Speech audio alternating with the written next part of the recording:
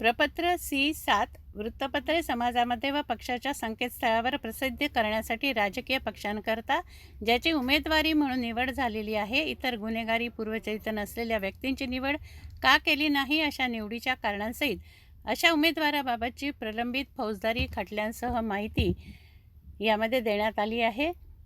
अलीम पटेल यांच्यावरती प्रपत्र C7 नुसार एकूण 19 गुन्हे दाखल आहेत. मात्र अनेकमध्ये त्यांच्यावर दोषारोप सिद्ध झालेला नाही.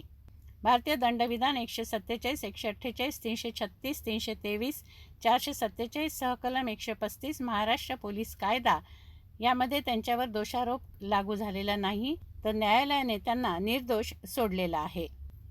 अलीम पटेल यांनी जाहीर केलं आहे की मागील 10 वर्षांपासून मी अमरावती मतदारसंघामध्ये जनतेचा समाजसेवक म्हणून सेवा करत आहे व त्यांच्या अधिकारांकरता झुंज देत आहे. या कारणामुळे माझ्यावर गुन्ह्यांची नोंद झालेली आहे.